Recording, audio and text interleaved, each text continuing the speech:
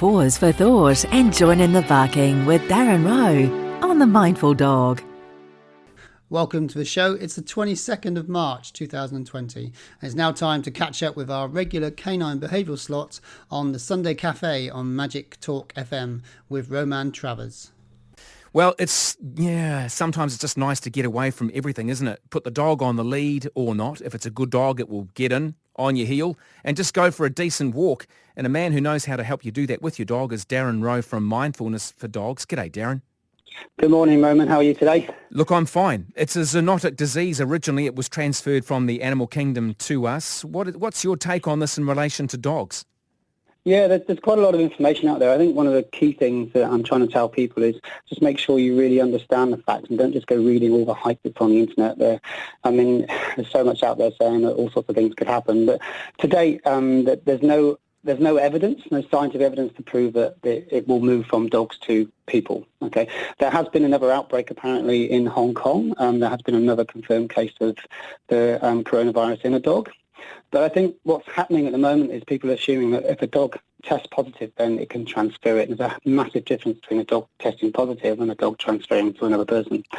I think I was reading something about the receptors that the virus goes into for a dog are slightly different to us. So a dog could have the virus but not show any symptoms and then not necessarily pass it to anybody. Okay, so just to reassure people here who are about to take Bertie for a stroll around the block, if they're feeling a bit crook, they're not going to transfer that to their dog. No, and vice versa. At the moment, that's the body of evidence coming out of the American Veterinary Society and all over the world, really. So I think at the moment we're pretty safe. I think probably it's really important, though, to make sure that you are clean around dogs, and that's not just for the coronavirus. That's for everything. So, I would probably be limiting the amount of kissing you're giving your dog, all those kind of things, because people do. If the dog's licking your face, then just go and wash your face, wash your hands. I mean, it just makes common sense, doesn't it, really, to do that anyway? Yeah, just think about what the dog does with its mouth, and you may not ever let it do that again, honestly. Exactly. God. Let's talk about, it's been proven time and time again that dogs going into aged care facilities or even into hospitals, even a cat, the ability for it to lower people's blood pressure and lower heart rates is quite incredible. But what about the stress and pain for a dog? In terms of going into... No, I'm just talking about, we love having animals around because they make us feel better. But what about a dog getting worked up and stressed? Yeah, well, that's what's happening at the moment, isn't it? People that are being sort of isolated because of the virus, we need to be really thinking about, well, what do we set in place for our dogs? Because quite often we can forget our little dogs, can't we? We get ill and then the dogs are just there, just doing what they normally do. But they've got needs as well. So there are a few sort of things that we need to look at. I think in terms of we need to think about stresses that we put on our dogs when we take them into places like that. Definitely, because we assume that they're going to be fine. But if we ever ask them, can we ask them even, I guess, do we know a dog's in pain? Maybe. I don't know. It's hard, isn't it, to tell. How sensitive is your average pooch to your mood swings or to your stress levels?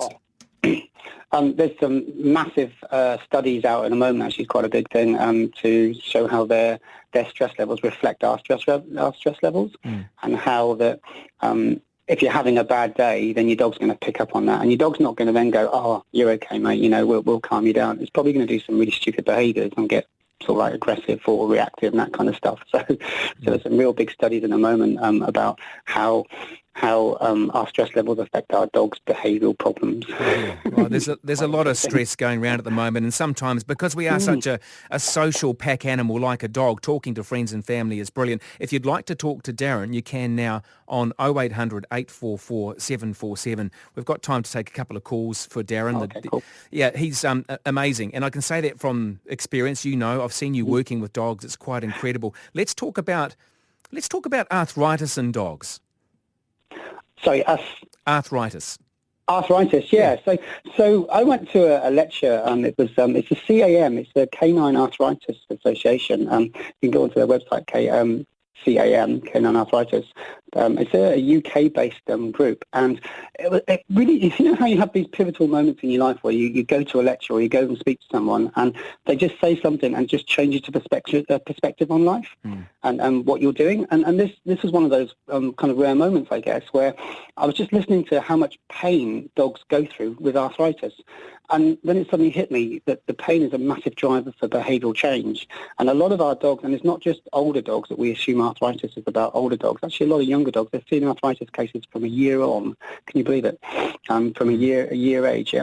And how much that pain drives the aggression, the reactivity, the separation anxiety, and all those kind of things. And it's huge. Yeah, it is. Massive. What do you think about medicines like meloxicam or Rimadyl, some of those medications that dogs are on long term? So that was one of the other things that they were talking about. And it was surprising. The lecture was about, actually had probably about 6 or 7, maybe even more vets and vet nurses. It was primarily for that kind of industry. I was quite lucky to be invited along. And most of those people, and a lot of naturopaths as well there, and a lot of those people were actually advocating for that. Those drugs, because what's the quality of life in a dog if you're not giving some kind of pain relief, and that dog's living a long life, maybe 5 or 6 years in absolute agony sometimes, but they don't tell us. You know, where's the value of that? Yeah. The long-term effects on drugs, I think that's an ongoing problem that we need to think about. But there are many different drugs that we can swap and change, I guess, to stop those effects over long term, perhaps. But certainly, if I was living a life in agony, I would rather have that pain taken away than live that life. Yeah, Not quality, is it? Look, that's where I'm kind of heading. I do know some vets who get so frustrated with people who say, do what you can to save my dog. They're the only thing I've got left, or it was my wife's favourite animal and she passed away last year. That's stressful stuff. Is it sometimes unfair to keep a dog alive because they really are suffering? Well, one of the things that came out of this lecture was that if we have an early intervention with these dogs, then we can prolong their lives in a nice way. The vet that was giving the lecture Hannah showed a video of her dog, and they gave pain relief to this dog, and it was like it was a puppy again, and it was happy for another 5 or 6 years after that. It was incredible.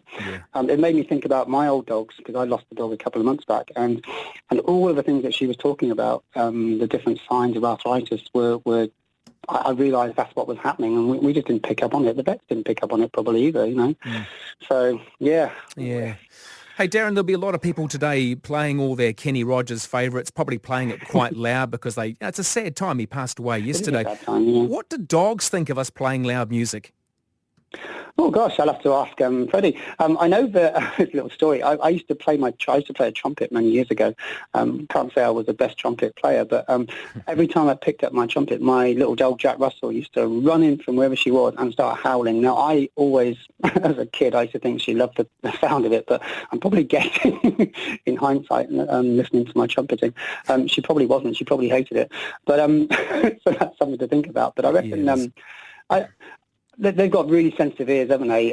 My border collie used to howl to Blondie. And there was a Blondie song, and he used to howl like anything. Apparently Blondie was a real dog owner, a real dog fan, and she used to put things in her music to get the dogs to sing. That's incredible. You've got to be so careful, though, with volume, don't you? Just take a bit of care around your dogs today if you are playing your favourite tracks from Kenny Rogers. Darren Rowe from Mindfulness for Dogs. He's all over social media, and he's there to help you. Darren Rowe, Mindfulness for Dogs. If you want to get involved, you can catch us again on the Sunday Cafe on Magic Talk FM. The next episode is on the 5th of March, and that starts at 9:05. Don't forget, you can phone me on 0800 844 747 for a chat, or you can text on 3920. Text costs 20 cents. Enjoy the rest of the day, and don't forget, take your dog out for a walk. You've been listening to Darren Rowe on The Mindful Dog, giving our canine friends a voice throughout the world. To find out more about what we do, visit our website at www.mindfulnessfordogs.com.